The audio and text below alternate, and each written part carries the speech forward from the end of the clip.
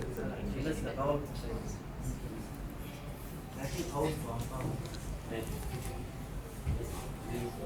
Salam alaikum wa rahmatullahi wa barakatuh. Donc aujourd'hui, ça nous fait. Je vais parler en français, parce que là, c'est dédié par excellence où on parle en arabe. Donc je vais vous parler en français, parce que c'est la langue nationale. Tout d'abord, je vous remercie d'être venus ici en tant que jeunes étudiants qui ont l'ambition de continuer leurs études, qui ont une vision longue pour faire quelque chose pour leur pays. Donc, en tant qu'Afarpen, nous étions toujours une association qui accueille les jeunes. Et dans ces contextes où nous sommes aujourd'hui, c'est la partie où il faut donner un peu de conseils. Et c'est en partenariat avec l'association des étudiants judiciaires en France. Qui sont ici avec moi les deux responsables du CNCF, en l'occurrence de M. Solma aussi. Donc nous avons fait ces partenariats depuis 4 mois. Ils avaient essayé de travailler avec nous pour que nous, en tant qu'une organisation qui a des antennes universitaires, dont M. Omar nous a parlé, parce qu'il est notre représentant, il est notre coordinateur à l'université pour la langue afar. Donc dans ce contexte, nous devons remercier d'abord aussi l'association qui est passée par notre organisation pour transmettre ces messages. C'est quoi ces messages? C'est le fait de sensibiliser et d'informer, d'orienter les jeunes judiciaires, sans distinction tribale, ethnique, pour donner un peu la chance à tous ces jeunes qui ont l'aspiration de continuer leurs études. Parce qu'à ce jour, voici nous, on vous parle de notre époque, lorsqu'il y avait l'école universitaire, on n'avait pas la chance des jeunes étudiants en France qui nous guidaient. C'était juste, tu trouves ta licence, tu sors ou tu restes à l'université. Maintenant, il faut remercier et il faut reconnaître aussi à l'association des étudiants à l'EDF que vous avoir donné cette chance. J'espérais qu'il y aurait plus de monde qui c'est là parce que l'université a plus de 7000 étudiants. Peut-être que le message n'est pas passé comme on l'attendait, mais on espère une deuxième fois refaire ce genre de choses au cours du mois de mai, lorsque certains seront intéressés. Et on va aider aussi la EDF pour un peu continuer dans cette situation. Vraiment pour nous, c'est une grande fierté que ça n'a jamais été que des étudiants qui partent en France reviennent dans leur pays pour dire voilà, il faut qu'on donne la chance à ceux qui sont restés à l'université de Djibouti parce que c'est les 4 premiers ou les 5 premiers qui sont boursiers, hein, entre guillemets, qui ont la chance que les gouvernements payent, qui trouvent l'inscription. Il y a d'autres qui sont des brillants élèves qui n'ont pas la chance parce que leurs familles n'ont pas d'argent, parce que leur famille se trouve dans des conditions déplorables et voilà, ils sortent des études universitaires, juste ils cherchent de l'emploi et aujourd'hui la situation économique et de l'emploi à Djibouti, ça ne te permet pas de trouver un emploi avec la licence. Parce que d'abord on te demande une expérience professionnelle de travail de 5 ans et aussi avec l'explosion du marché d'emploi, le chômage, on se trouve dans une situation difficile. Donc maintenant aujourd'hui c'est une grande chance, je vous dirais l'ouverture des mots, c'est nous félicitons d'abord notre organisation AEDF et qui est sans distinction. Là c'est une nouveauté, ils reviennent dans leur pays, ils disent voilà, on veut guider nos amis qui sont restés derrière nous. Alors qu'à l'époque, ceux qui partaient avant nous, ils ne revenaient plus vers nous, ils reviennent juste pour gagner de l'emploi. Ceux qui sont restés derrière eux, on les oublie. Donc il faut les applaudir pour cette fois. Donc on ne va pas tarder à faire des discours des oraux comme ça. Je vais laisser la parole à M. Hissène et je vous demande bonne continuation en tant qu'au nom du comité d'Afarpen, au nom de l'organisation, qu'il faut que ces messages, même si vous êtes là, il faut que vous pouvez passer à d'autres gens. Ils sont là pour vous aider et que si vous voulez des réunions pour qu'on refasse, Afarpen est là pour vous aider. Parce que l'étude, c'est pour tout un pays, c'est pas pour une organisation, c'est pas pour une ethnie ni pour un tribu, c'est pour toute une nation. Donc nous sommes là pour construire une nation, pas des tribus ni des ethnies. Voilà. C'est bon. Salam alaikum. Bonsoir vraiment. Avant d'aller dans les vifs du sujet, permettez-moi d'adresser un mot de remerciement au public. Tout d'abord, merci d'être venu s'honorer. C'est pas si on voit, mais bon, après, normalement, il y avait 25 licences, et là, nous sommes à l'avancée. Dans les 25 licences, c'est en 25 premiers. Normalement, on doit avoir 125 étudiants. Mais pas à savoir, hein, dans les 25% des étudiants sont présents.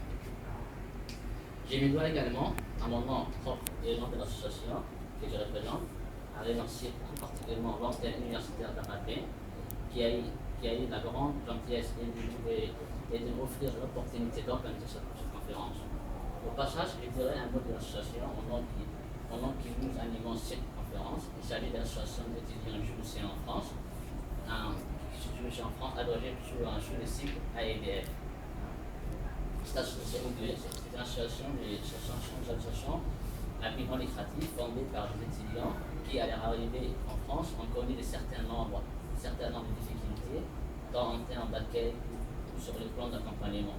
Ces mêmes étudiants, avec bien d'autres, se sont donc réunis et formés, c'est-à-dire afin d'épargner de nouveaux venus de difficultés dont il a eu faire face. Nous essayons donc de faire de nos mieux pour que les étudiants djiboutiens qui viennent d'arriver en France soient soutenus et trouvant un cadre de vie estimatif et épanoui et serein. Par ailleurs, nous sommes conscients que les difficultés ne commencent pas quand on arrive en France, mais bien avant. Les étudiants ont du mal parfois à trouver des instructions dans les universités françaises. Certains font une année blanche à cause d'instruction et d'autres galèrent avec des problèmes d'hébergement qui est une condition pour avoir le visa. Bref, les problèmes se posent avant même d'aller en France. Notre association AEDF essaie à nouveau de trouver des solutions à ces problèmes. Nous mettons régulièrement sur notre site aedf.assos.fr, on va vous donner souvent le protocole, dans les rubriques à savoir toutes les infos qui pourraient servir aux étudiants dans les démarches. Et c'est d'ailleurs dans une perspective que nous organisons cette conférence. Et j'espère que ça vous sera utile. Et je passe la parole à mon collègue qui va aborder les sujets.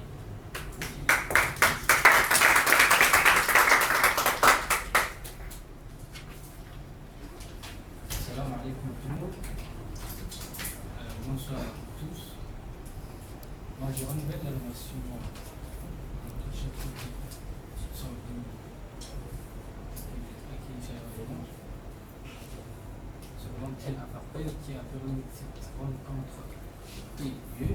Ceci dit, je passe l'essentiel, je vais présenter les sujets d'une manière assez simple, de sorte que chacun d'entre nous puisse avoir une idée bien précise de ce qui a été dit. J'ai posé un certain nombre de questions à laquelle je vais essayer de répondre tout au long de la conférence. En un autre terme, je vais procéder par question-réponse. La première question que l'on va se poser aujourd'hui, qu'est-ce que l'étudiant doit commencer la démarche pour s'inscrire dans une université française? La réponse de cette question, la préinscription commence tout d'abord à partir de février dans certaines universités et pour d'autres, c'est en mois d'avril, mars, après, ainsi de suite. L'étudiant doit donc lancer la procédure depuis février, une fois qu'il a eu le résultat du premier semestre, quant à la date de clôture de la candidature varie d'une université à l'autre, mais le plus souvent, c'est en mois de mai que ça se permet. La plupart des candidatures dans les universités françaises. Pour les universités qui prolongent, ça peut aller jusqu'en juillet, et même jusqu'en septembre. Mais c'est rare. Il y a aussi des universités qui proposent une seconde session, mais vous aurez la réponse en septembre, voire octobre même. Vous serez en retard en inscription administrative et ainsi en rentrée universitaire. Si j'ai un conseil à vous donner, je dirais de vous y prendre très tôt, postuler à peu près partout, dans toute l'université française, de multiplier vos chances privilégier les universités qui se trouvent dans les villes où vous connaissez des amis, des proches, des familles et toutes les connaissances. Ça vous évitera des problèmes d'hébergement aussi. Si vous postulez à des formations dont les nombres de places sont limités, comme certaines universités, certaines formations, sachez que les probabilités que votre candidature soit retenue est très faible. Pensez donc en parallèle à postuler ailleurs dans des formations plus ouvertes et inutiles de postuler. Pour les formations dont l'accès s'est fait par les biais du concours, si on parle des concours lors de l'inscription, c'est inutile de candidater déjà sur ce genre de candidature, car les concours ça se passe en mois de mai et juin, donc vous ne revenez pas en France. Vous serez à Djibouti, donc du moins pour beaucoup. Donc soyez réalistes et postulez dans les universités qui ne réalisent pas les concours pour les préinscriptions. Bon, les deuxièmes questions que je vais poser, c'est sur les comment. Comment doit-il postuler? En tant que vous êtes des étudiants en licence qui a besoin de postuler, comment doit-il postuler? Il y a des façons de postuler les dossiers de candidature. Dans un premier temps, c'est très classique.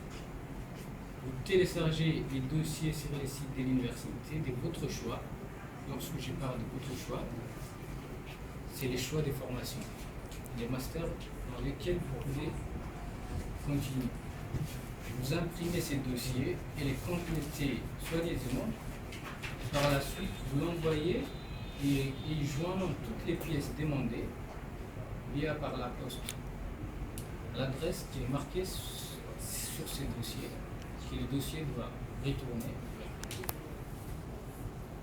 La seconde partie de cette question, c'est qu'il y a des universités, comme par exemple les universités par ville, il y a aussi plein d'universités qui font une inscription en ligne. Directement, vous saisissez votre donnée personnelle.